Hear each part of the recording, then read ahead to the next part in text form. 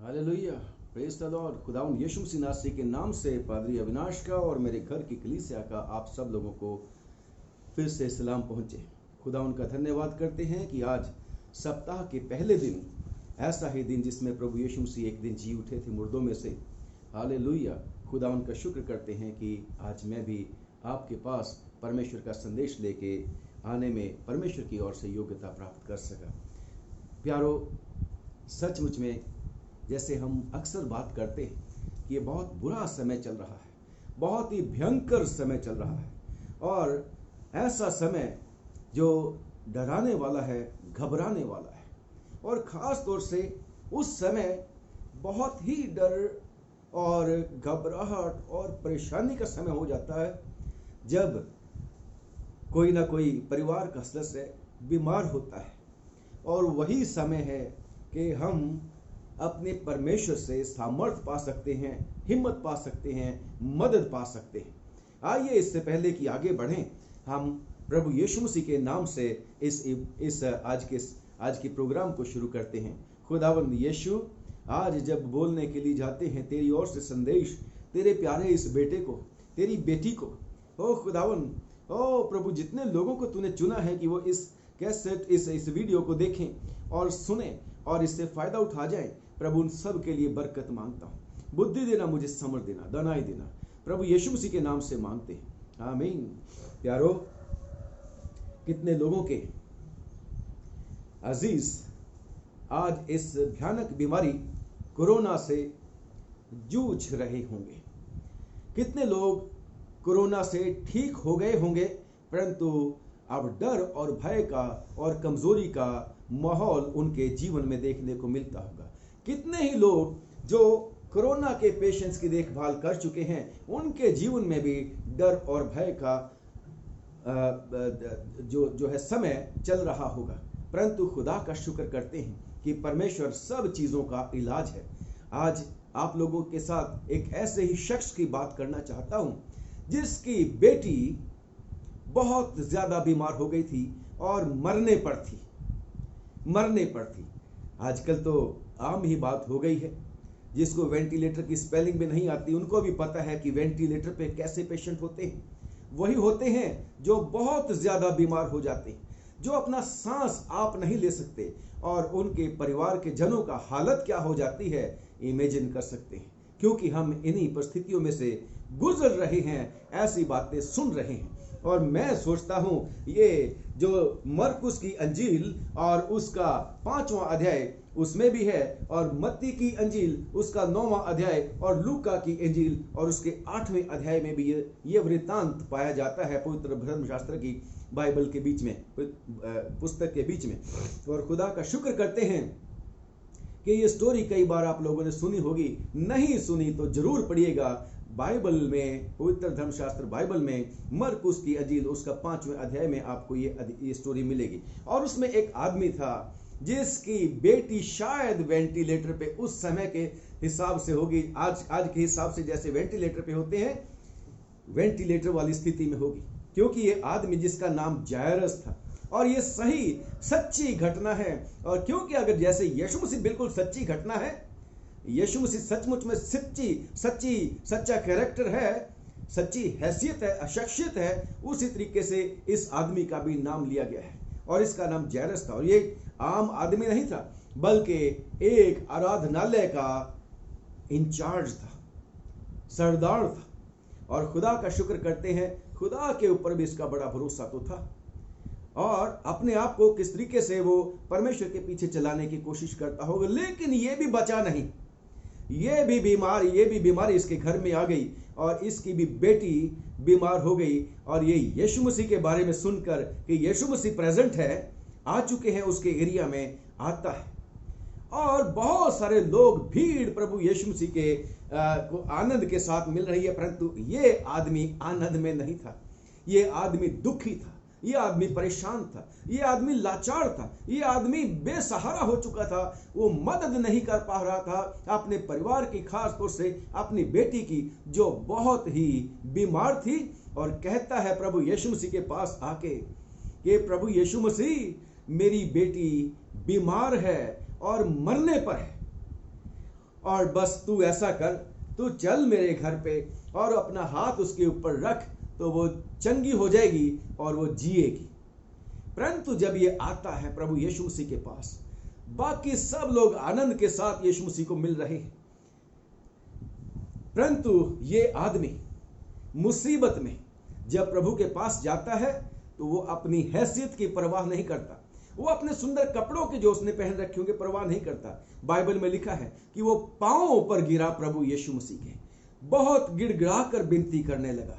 देखिए, जब हम परेशानी में होते हैं, दुख में होते हैं, तकलीफ में होते हैं, दिल टूटा होता है, खेद होता है बहुत ज्यादा, तो खुदावन के पास आने का तरीका सिर्फ यही है, नम्रता पूर्वक अपने आप को छोटा करके, अपने आप को दीन करके, अपने आप को टोटली सरेंडर करके कि अब बस कोई नहीं है, मैं अपने परिवार को पीछे छोड़ आया हूं, मैं अपनी बेटी को पीछे छोड़ आया हूं, बस मैं तेरे पास आ गया हूं क्योंकि तू मेरी समस्या का समाधान कर सकता है।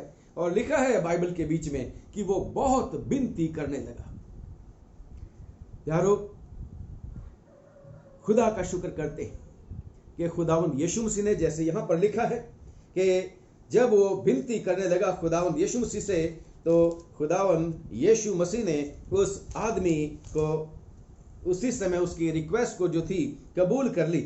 और लिखा है, और मैं 5वां अध्याय, मरकुस की इंजील 5वां अध्याय और उसकी 24वीं आयत में पढ़ रहा हूं कि तब प्रभु यीशु मसीह उसके साथ चला। हालेलुया।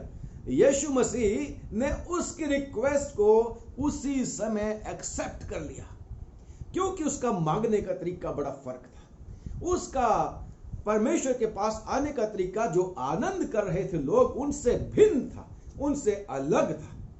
बाकी लोगों को कोई परेशानी नहीं थी, वो सिर्फ देखने आए होंगे प्रभु यीशु मसीह को, अटेंड करने आए होंगे, परंतु इसकी समस्या और इसका उसके पास आने का तरीका सबसे अलग। इसी तरीके से, क्योंकि उसका तरीका अलग था, नरम था, क्योंकि खुदावन टूटे मन वालों को कभी भी तुच्छ नहीं जानता।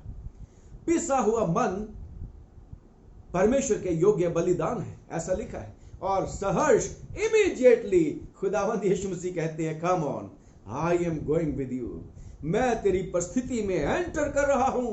और लिखा है बाइबल के बीच में कि यीशु मसीह उसके साथ चला, परंतु यीशु मसीह अकेला नहीं था, उसके साथ भीड़ भी चली। और भीड़ मददगार नहीं थी, उस आदमी के लिए कुछ भी करने के लिए तैयार योग्य नहीं थी। सिर्फ और सिर्फ खुदावंद यीशु मसीह, जो इस दुनिया में लोगों के, मेरे, आपके, पूरी दुनिया के पाप और अपराध, रोग, बीमारियां सब उठाने के लिए, इसी वजह से कि हम छूट जाएं, बच जाएं, पिता के साथ, परमेश्वर के साथ जो सृष्टि करता है उसके साथ फिर से मिल जाएं और हमारे जीवन दुख से छूटकर खुशियों से भर जाए। इमीडिएटली यीशु मसीह ने उसकी रिक्वेस्ट को सुन लिया। लिखा है कि यीशु मसीह उसके साथ चला। जब यीशु मसीह चला उसके साथ, उस सफर में जो दुख भरा था, तकलीफ भरा था उस आदमी का, निराशा वाला समय था कि पता नहीं क्या होगा, कि मेरी बेटी का क्या हो गया होगा जब तक मैं यहां पर पहुंचा। परंतु जब प्रभु यीशु मसीह के साथ साथ वो भी चल रहा है और यीशु मसीह उसके साथ उसकी रिक्वेस्ट के द्वारा, उसकी प्रॉब्लम के साथ, उसके समय के साथ साथ चल रहा है, तो क्या होता है, बीच में कुछ और भी बातें हो जाती। और बातें क्या होती हैं, कई एक और पेशेंट्स बीच में आ गए यीशु डॉक्टर के पास, और उस आदमी का अब क्या हालत होगी कि भाई मेरी तो बेटी मरने पर है, परंतु ये लोग बीच में आके डॉक्टर साहब को, यीशु जो वैद्य है, वैद्यों का वैद्य है, इसको क्यों समय ले रहे हैं। परंतु वो धीरे धीरे रहा और धीरे धीरे धीरे ऐसा समय आ गया कि उस जैरस नाम के आदमी के घर से संदेशा आ गया। संदेशा क्या था कि तेरी बेटी तो मर गई है, अब गुरु को तकलीफ क्यों देता है। ऐसी बात सुनने के लिए वो आदमी डरता था, इसलिए वो खुदावंद यीशु मसीह के चरणों में आ गया था कि इससे पहले बेटी मर जाए मैं यीशु मसीह के पास चलता हूं। परंतु प्यारो, जब यीशु मसीह साथ चल रहे, यीशु मसीह साथ चल रहे, गोया के कई एक अड़चने आ सकती हैं, गोया के थोड़ी देरी लग सकती है, हो सकता है निराशा भी लग जाए, हो सकता है आप लोगों को डिप्रेस करने वाली, उदास करने वाली, परेशान करने वाली परिस्थितियां भी आ जाए, और वो भी उन्हीं से जो उसके जान पहचान के होंगे, जो उसके घर के लोग होंगे, जैरस के घर से, जिन्होंने आके संदेशा दिया होगा तेरी बेटी तो मर गई है। परंतु क्या हुआ? यीशु मसीह के साथ चलने से घबराहट होने की आवश्यकता नहीं, जो स्टोरी बता रही है, क्योंकि यीशु मसीह ने जो लोग संदेशा लेके आए थे उनकी बात को नजरअंदाज किया।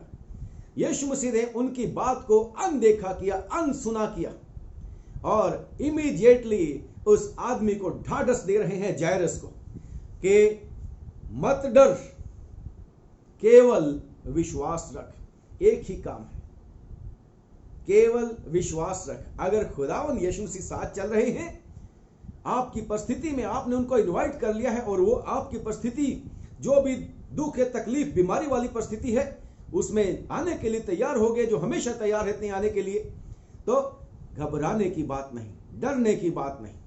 और लिखा है कि यीशु मसीह उस आदमी के घर पहुंच गए, और अगर वो मर गई थी बेटी, तो फिर वहां रोना और मातम करना तो जायज बात है। आजकल हम ज्यादातर ये मौतें देख रहे हैं, लोगों के तो आंसू भी सूख गए, परंतु खुदा का शुक्र करते हैं कि अगर यीशु मसीह साथ चल रहे हैं तो अद्भुत काम देखने को मिल जाते हैं। लिखा है यीशु मसीह जब वहां उस घर के पास पहुंचे, लोगों ने कहा वो तो मर गई है, और यीशु मसीह क्या जवाब देते हैं? नहीं, मरी नहीं, वो सो रही है। और खुदा का शुक्र करते हैं कि जैसे ही प्रभु यीशु मसीह ने उस आदमी के विश्वास को बढ़ाया, उस आदमी को तसल्ली दी कि डरना नहीं। देखिएगा कि लोग ठट्ठा करने लग पड़े, ए जैरस, तकलीफ क्यों दे रहा है, कोई फायदा नहीं, अब तो सॉरी हो चुका है। परंतु यीशु मसीह ने उनकी परवाह नहीं करी, और यीशु मसीह ने उन रोने वालों को, लिखा है, उस स्थान से हटा दिया, उस घर से निकाल दिया। और निकालने के बाद खुदावंद यीशु मसीह अपने चेलों के साथ उस आदमी को कभी नहीं छोड़ रहे, उसको भी साथ लेके, उसकी वाइफ को भी साथ लेके उस जगह पर, उस कमरे में जाते हैं जहां पर वो लड़की जो मर चुकी थी लेटी थी, और आगे जाके देखते हैं कि यीशु मसीह ने उसका हाथ पकड़ा और उसको जीवित कर दिया, ये कह के कि हे लड़की उठ, और वो लड़की उठ गई और जीवित हो गई। और खुदा का शुक्र करते हैं। इतना ही नहीं, यीशु मसीह ने फिर क्या बोला? इसको कुछ खाने को दीजिए। खुदा का शुक्र करते हैं, प्रूव करने के लिए कि सिर्फ आंखें ही नहीं खुली, ये लड़की होश में ही नहीं आई है, बल्कि ये खा भी सकती है, ये उठ भी सकती है, चल फिर भी सकती है। यस, खुदावंद यीशु मसीह के पास जो कोई भी आता है और डरता नहीं, विश्वास रखता है उसके ऊपर, बड़ा विश्वास करने की जरूरत नहीं, राई के दाने के बराबर विश्वास की खुदावंद तवक्को करता है लोगों से कि राई के दाने के बराबर भी विश्वास हो तो सब कुछ हो जाएगा। और खुदा का शुक्र करते हैं कि खुदावंद यीशु मसीह ने इस आदमी के लिए अद्भुत काम कर दिया। सिर्फ ध्यान रखने की बात यह है कि उसका आने का तरीका क्या था। गिड़गिड़ाता हुआ, सारी दुनिया को छोड़ के, सब कुछ को छोड़ के कंसंट्रेट किया सिर्फ और सिर्फ प्रभु यीशु मसीह के ऊपर। खुदा की वो ताकत जो लोगों को जीवन देती है, वो यीशु मसीह, खुदा का वो प्रेम जो लोगों के पाप और अपराधों को माफ करता है, वो यीशु मसीह, उसके ऊपर उसने ध्यान किया। और जो लोग खुदा उनकी तरफ देखते हैं वो शर्मिंदा नहीं होते। प्यारो, लिखा है कि वो जीवन पाते हैं। खुदा उनका धन्यवाद करते हैं।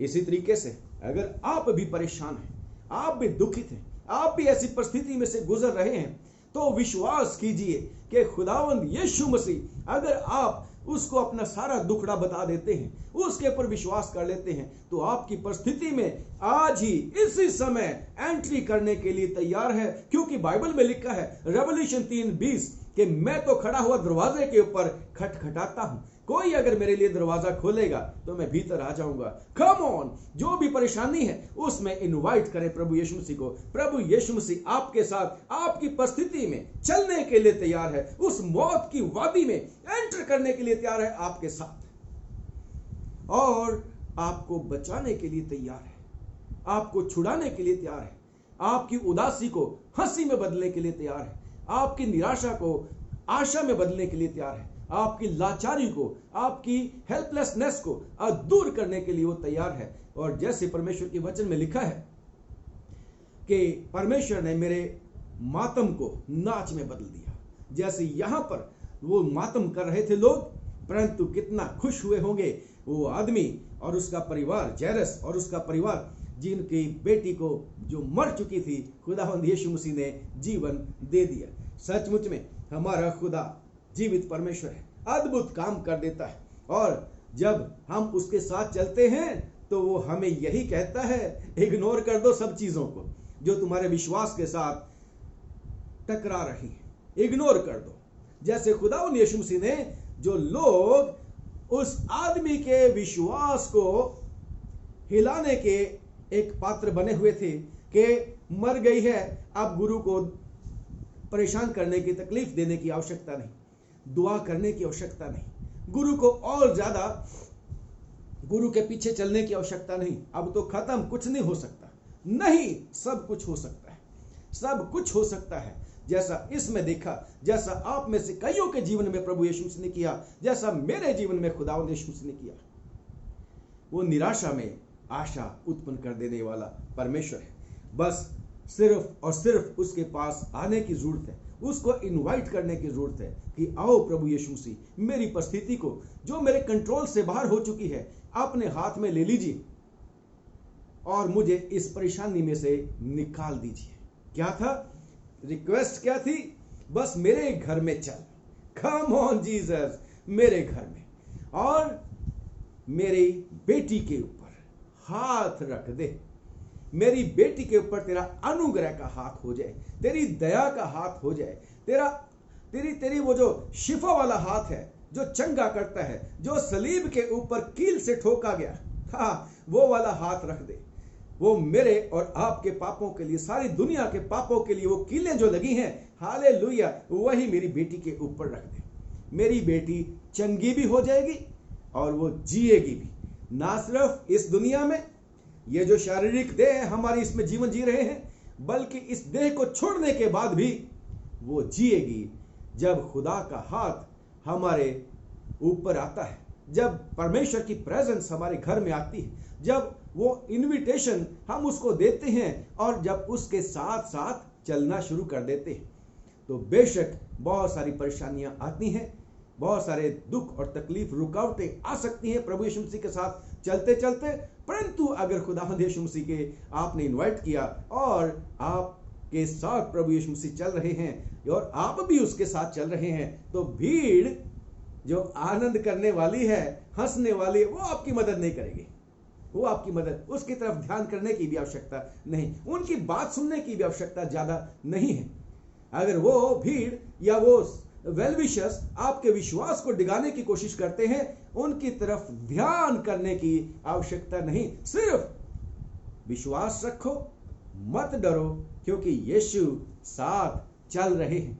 और खुदा का शुक्र करते हैं, प्रभु यीशु मसीह तो आया ही इसलिए, यीशु मसीह आया ही इसलिए कि वो आपको और मेरे को जीवन दे।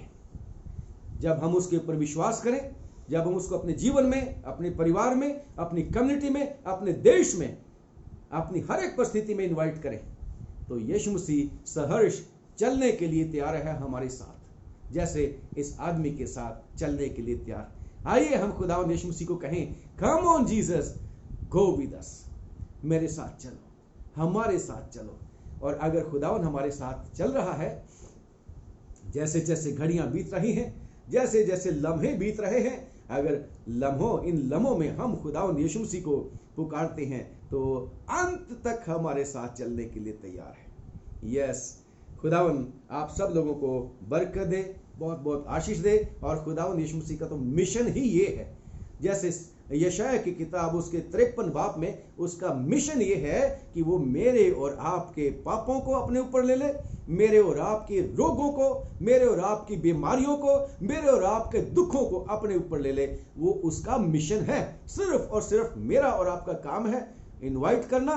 वो हमारे साथ उसी समय चल पड़ेगा, उसी समय वो हमारा बोझ अपने ऊपर ले लेगा, उसी समय हर एक जो बात मुझे और आपको उदास कर सकती है उसको दूर करने की ताकत रखता है। और खुदावन सचमुच में मुझे और आपको खुशी देना चाहता है। आज का दिन यहोवा ने बनाया है, हम इसमें आनंदित हों। यस, मेरे और आपको खुदावन खुशी देने के लिए, आनंद देने के लिए, है ना, ये कहता है मत डर, मैं जो तेरे साथ हूं, ज़माने के अंत तक सदा तेरे साथ हूं। खुदावंद आप लोगों को बहुत बहुत बरकत दे, बहुत आशीष दे। खुदावंद आज का वचन बहुत लोगों के साथ बातचीत करें जो खुदावंद जायरस वाली परिस्थिति में से गुजर रहे हैं, जिनके प्रियजन बीमार पड़े हैं। ओ खुदावंद, ओ प्रभु दया कर दे। तू उनकी परिस्थिति को भली भांति समझता है, जैसे तूने इस आदमी की, जायरस की परिस्थिति को समझ लिया था, उसकी बेचारगी को समझ लिया था, उसकी उदासी को, उसकी परेशानी को, उसके डर को, उसके भय को समझ लिया था, और उसका कंसर्न जो उसकी बेटी के प्रति उसको था, अपने परिवार के प्रति उसको था, उसको समझ लिया। और इमीडिएटली प्रभु तूने उनकी मुसीबत को दूर कर दिया। आज भी तेरे बहुत सारे बेटे बेटियां तुझे पुकार रहे हैं, उनकी मदद कर कि तेरी इच्छा के मुताबिक प्रार्थना करें। क्योंकि प्रभु हम भी इस बात के ऊपर विश्वास करते हैं कि हमें तो प्रार्थना करना आता नहीं, लेकिन पवित्र आत्मा आप हमारे लिए दुआ करता है, आंखें भर भर के, जो बयान से बाहर है। वैसे ही अपने बेटों के साथ मिलकर प्रभु जी, यीशु जी काम कर और इनको मुसीबत में से, परेशानी में से, दुख में से निकाल ले, ताकि प्रभु हम सब लोग मिलकर तेरा धन्यवाद कर सकें। प्रभु यीशु मसीह के नाम से मांगते हैं, सुन ले और कबूल कर ले, आमीन। खुदावंद आप सब लोगों को बहुत बहुत बरकत दे। अगर आपको अच्छा लगे तो प्लीज आप इसको जरूर से दूसरों के साथ शेयर कर लेना। क्या जाने किसी को आज इस संदेश की बहुत ज्यादा आवश्यकता हो और वो भी जल्दी से प्रभु के चरणों में आ जाए और अपनी प्रॉब्लम से छूट जाए। खुदावंद आप लोगों को बहुत बहुत बरकत दे, आशीष दे। फिर मौका मिलेगा तो खुदावंद की दया से फिर आपकी खिदमत में हाजिर होंगे। यीशु मसीह के नाम से जय मसीह आपको।